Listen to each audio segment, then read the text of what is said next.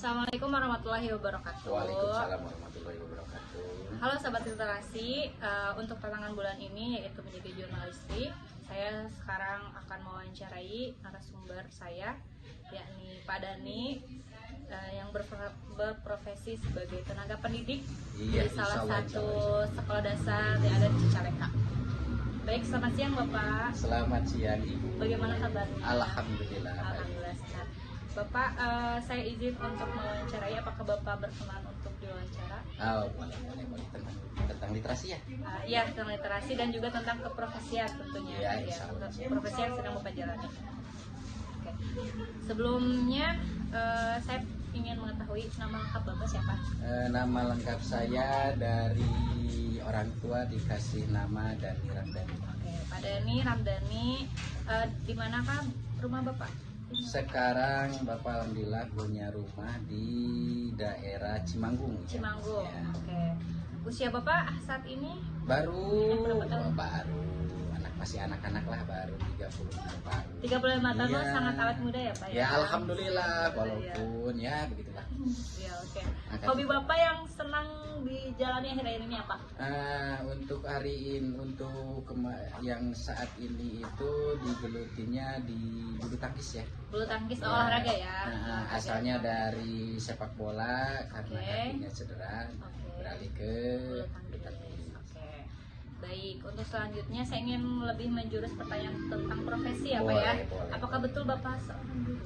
Insya Allah. Sejak kapan Bapak menjalani profesi sebagai guru? Alhamdulillah untuk menjadi profesi guru itu dari ya lah baru sebentar, cuma dari 2007. 2007, aduh, kira-kira udah berapa belas tahun ya Pak ya? Ya sekitar 18 tahun sekian lah bulan. Oke. Apakah memang sebelumnya Bapak bercita-cita sebagai guru? Oh tidak. Oh tidak, sebelumnya Dulu itu meminati apa? inginnya menjadi sebuah abdi negara ya, TNI. Abdi negara. Cuman dulu itu tidak sebanyak seperti media sosial yang sekarang. Cita menjadi seorang TNI, tetapi informasinya belum semarak seperti yang Sekarang ya? Sekarang ya. Oke. Kemudian Bapak terjun ke dunia pendidikan itu awalnya bagaimana? Awalnya saya terjun ke dunia pendidikan karena mengikuti pelatihan diklat di Kepramukaan Sangka Bayangkara. Oke. Yang akhirnya ditariklah oleh sekolah untuk mengikuti atau untuk membina anak-anak di SD, dan akhirnya ya begitulah sampai sekarang.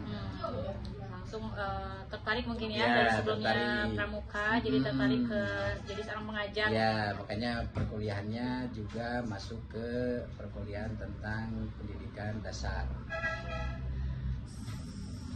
Apakah sebelumnya Bapak pernah menjalani profesi selain guru gitu? Oh belum. Belum. Jadi emang pure Pure dari dari keluar dari keluar sekolah langsung terjun. pembina pramuka, langsung terjun jadi dunia pendidikan. Oke, bagaimana perasaan Bapak saat pertama kali menjalani profesi sebagai guru? Kan sebelumnya di pramuka nih gitu, kemudian memasuki ke area seorang pengajar gitu. Bagaimana itu Pak? Sebetulnya sih tidak jauh beda ya kalau dengan dulu melatih pramuka, terus dilanjut dengan mengajar masuk ke kelas. Sebetulnya tidak jauh berbeda.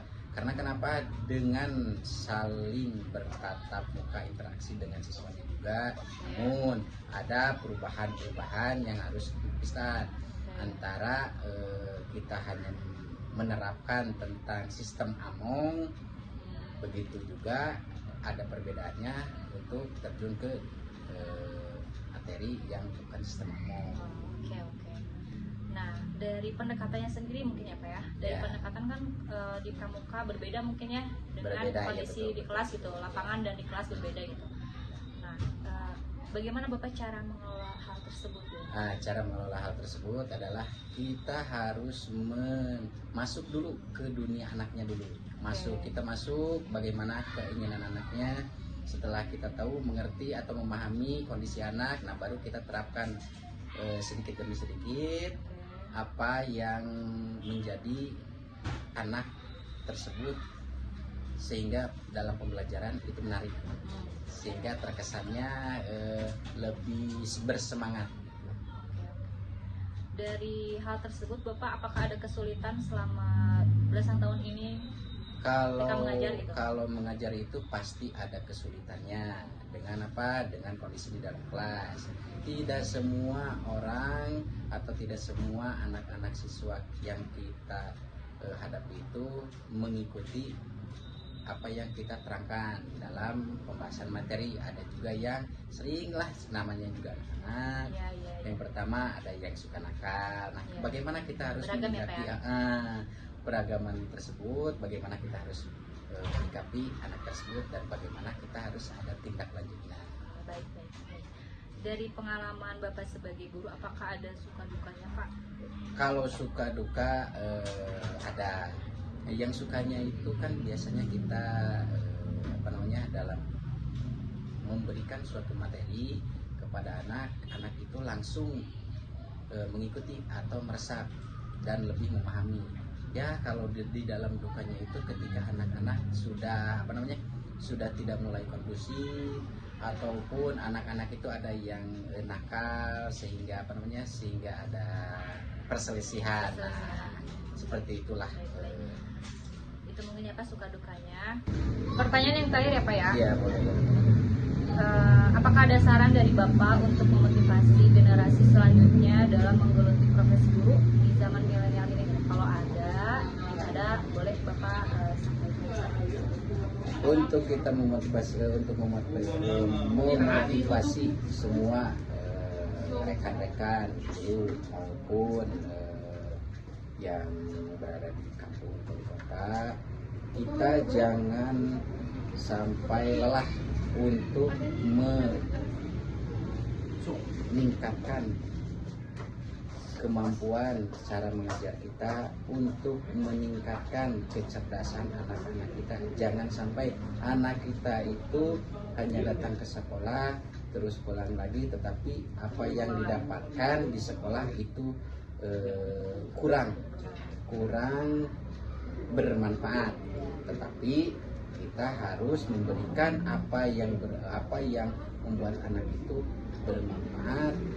Terus yang selanjutnya memberikan suatu ilmu untuk mereka di akhir kelak. Terima kasih Bapak atas waktunya dan Boleh. Mudah-mudahan nanti teman-teman yang menonton video ini mengambil banyak hal baik dan manfaat tentunya gitu ya Pak ya.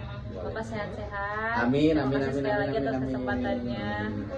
Sekian teman-teman wawancara pada hari ini. Saya Wilson Sofia sebagai pembimbing literasi numerasi kelas 4 SD Canggung 4 dan juga Pak Dani sebagai narasumber. Mohon izin untuk pamit undur diri. Terima kasih atas perhatiannya. Wassalamualaikum warahmatullahi wabarakatuh. Waalaikumsalam warahmatullahi wabarakatuh.